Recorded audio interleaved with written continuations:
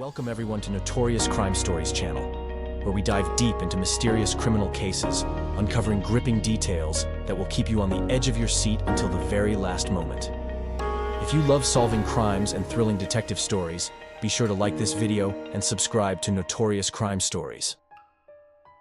On February 1st, 2017, Zhu Xiaodong went to the Hongkou District Police Station in Shanghai with his family to turn himself in. He confessed to killing his wife, Yang Libing, and directed the police to their apartment in Building 28 of the Shangshang Village, Hongkou District. The small room, only 30 square meters, contained a large freezer on the balcony that seemed out of place.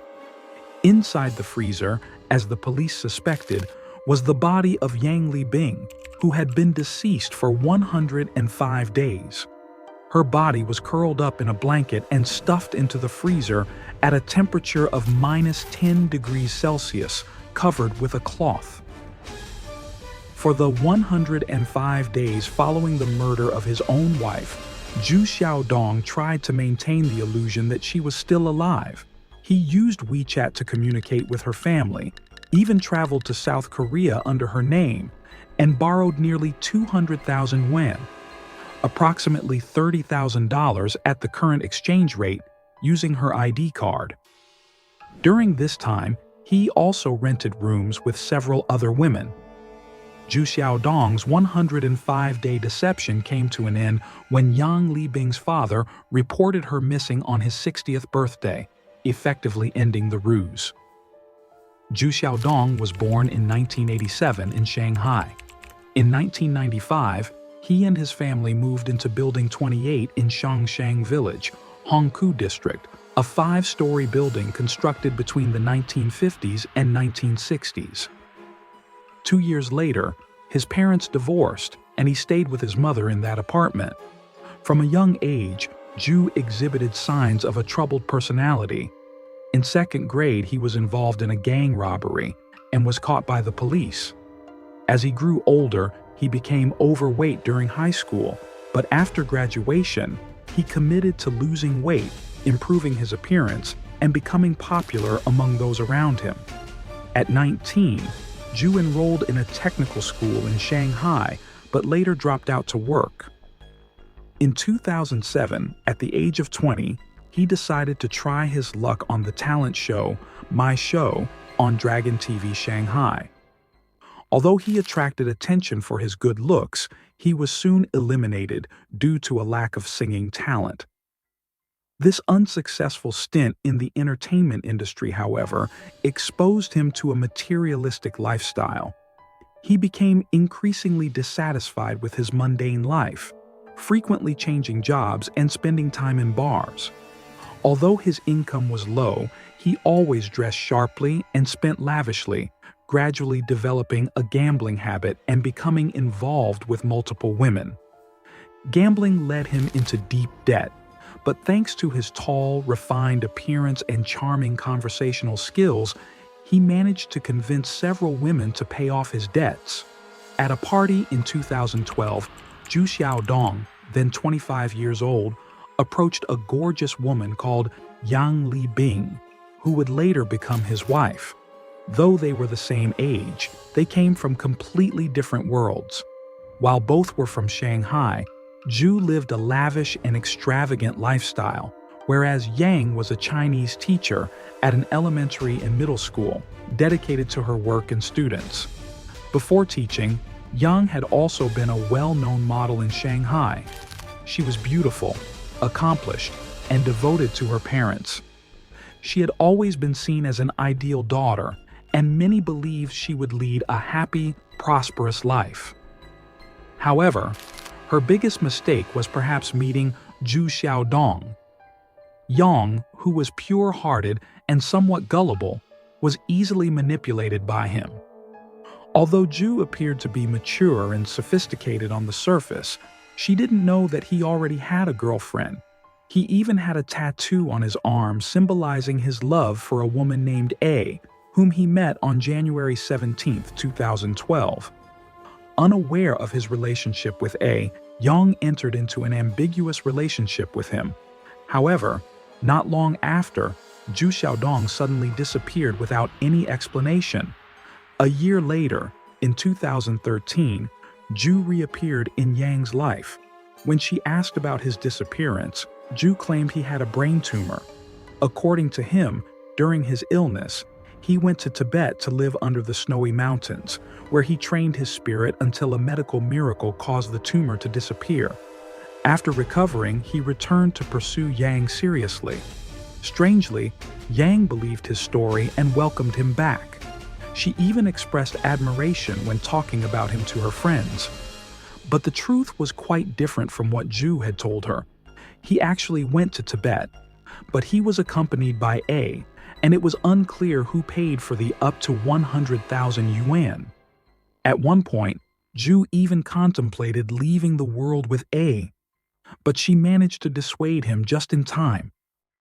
In June 2013, Zhu Xiaodong attended a party with woman A, and they were still a couple. However, just 4 months later, in October, he began a romantic relationship with Yang Liping. Yang did not share this relationship with her family and often avoided discussing her personal life with her parents. She even blocked her family on WeChat to keep it a secret. It wasn't until 2014, when they attended a friend's wedding together, that she publicly acknowledged their relationship by posting a photo on Moments without blocking her family.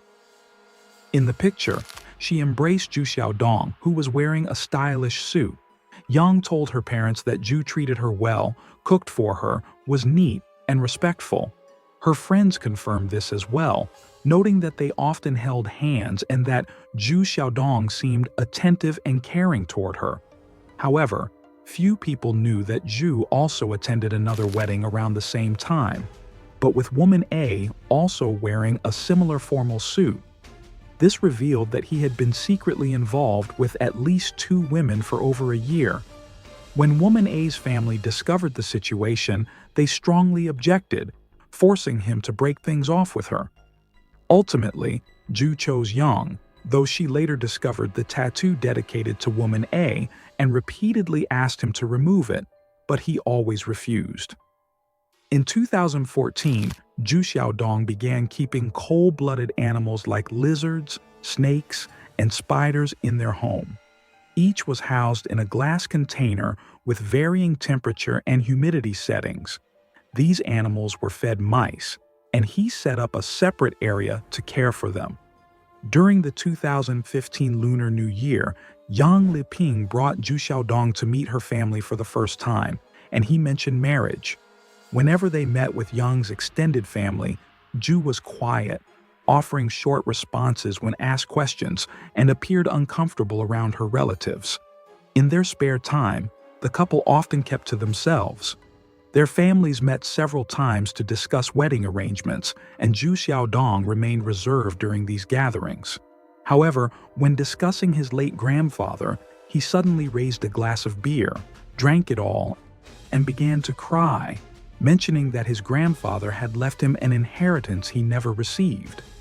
This story created an awkward moment between the two families, as it was clear he was implying a desire for the inheritance. On the night before their wedding registration at a family gathering, Zhu Xiaodong publicly declared in front of Yang's friends and family, "I love you so much that no one can scold you, not even your parents." Although this could be seen as protective, it created a tense atmosphere and discomfort among the attendees. Despite this, Yang's family overlooked the remark due to the couple's love. Behind this display of affection, however, was Zhu's tight control over Yang Liping. He closely monitored her activities, even once removing the WeChat app from her phone. He was very sensitive about her interactions with other men or anyone he didn't know. In February 2015, Yang Liping wrote on Weibo, "WeChat has deleted messages and calls with everyone, male or female. Anytime within the next 48 hours, Weibo will disappear too. This is not a joke." This message reflected the stifling control she experienced after nearly a year of dating. On December 31, 2015, the couple received their marriage certificate from the Civil Affairs Bureau. 6 months later, on May 28, 2016, they held a small party at a hotel hosted by Zhu's parents, attended by close family members only. Due to the Zhu Xiaodong family's limited finances, Yang's family overlooked traditional customs like the wedding motorcade or grand celebrations.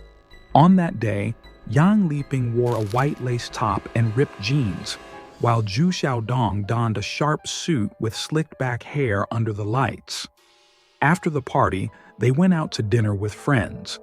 Zhu Xiaodong had a few more drinks and began to get drunk. While in the elevator, he suddenly started cursing at a random couple with vulgar language for no apparent reason. Upon exiting the elevator, he continued to hurl insults at his friends. This embarrassing scene dampened the joyful atmosphere of their wedding day. The newlywed home of Zhu Xiaodong and Yang Liping was the same 30-square-meter apartment where Zhu Xiaodong and his mother had lived for 20 years. After his mother moved out, Yang Liping moved in with him. The small apartment had only one 10-square-meter bedroom and a tiny balcony, with the kitchen located at the entrance and no living room. They also shared the space with a black mixed-breed shepherd dog, a hamster, and several cold-blooded animals. Within this setting, they began their married life, though their love was far from peaceful. Yang Liping's monthly income was around 10,000 yuan from teaching and tutoring, while Zhu Xiaodong earned about 5,000 yuan as a retail display worker in a mall. Yang Liping helped pay off debts, including gambling debts, and even saved up to buy Zhu a watch worth over 5,000 yuan, while she was content with small gifts like lipstick or phone cases from him. She complied with all his demands, deleting all male contacts on WeChat and limiting her outings, believing this to be a sign of his love and care. However, Zhu was unfaithful. Shortly after their marriage, Yang Liping discovered that Zhu Xiaodong was cheating on her. After a heated argument, Zhu Xiaodong hastily scribbled a promise. "You're the only one. I promise not to text anyone else again. You can check my phone every day." In a corner, he added ominously, "If there's charcoal burning, we'll go to another world together." This promise, however, did not last. Zhu Xiaodong soon cheated again, continuing to live a double life, pretending to be single and maintaining relationships with multiple women. Yang's family remained unaware of her marital troubles and never heard her mention any arguments or thoughts of divorce. The last time they saw her was on October 14, 2016, when she briefly visited her mother, bringing a pair of sneakers but leaving in a hurry without staying for a meal. That day, she officially resigned from her job and handed over her duties. Afterward, Zhu and Yang traveled to Hangzhou, but the trip was disappointing. Zhu Xiaodong failed to book a hotel as planned, which frustrated Yang Liping, and they only stayed one night before returning to Shanghai. On the way back, Zhu Xiaodong bought standard train tickets instead of high-speed ones, sparking another argument. On the morning of October 17th, when Yang Liping expressed her dissatisfaction with the trip, Zhu Xiaodong lost control. He strangled her on their bed, watching as her face turned pale and her lips purple. After about 5 minutes, he confirmed she had stopped breathing. He then wrapped her body in a blanket, dragged it to the balcony, and placed it in a new freezer. Following this, Zhu Xiaodong began living freely without his wife, transferring money from her account to his, borrowing money from various sources, and spending lavishly. He used Yang's identity to rent hotel rooms and continued relationships with multiple women. To cover up her absence, he maintained her social media presence, messaging her friends and family as if she were still alive. On December 29, 2016, while in Wuxi, Jiangsu Province, Zhu Xiaodong posted a photo of a cocktail and a candle at a bar, symbolizing a good night's wish on WeChat. On January 31, 2017, Just a day before Yang's father's 60th birthday, Zhu Xiaodong finally decided to turn himself in. He had spent the previous night playing video games and, in the morning, discarded Yang's phone and ID before going with his parents to the police. On February 1st, 2017, which coincided with the 5th day of Lunar New Year, Yang's father was expecting his daughter and son-in-law to join the family celebration. He hadn't seen his daughter in 3 months and had only exchanged a few messages with her, assuming she was busy. On the day of the party, unable to reach them, he called Zhu's parents. Around 5 p.m., Zhu's mother informed him over the phone that Yang Liping was in police custody.